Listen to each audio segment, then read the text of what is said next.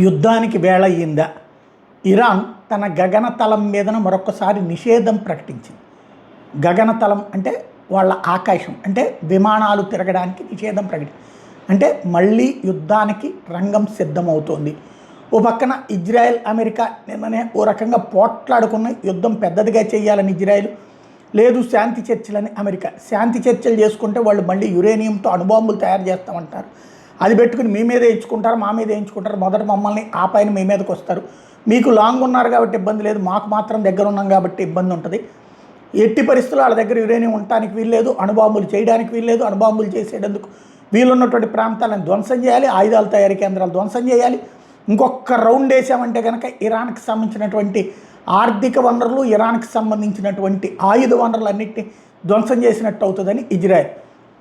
లేదు లేదు, మనం దాడి చేయగానే వెంటనే గల్ఫ్ దేశాల మీద దాడులు చేస్తుంది, అట్లాగే ఇతర దేశాల్లో ఉన్నటువంటి అమెరికా స్థావరాల మీద దాడులు చేస్తుంది ఇరాను.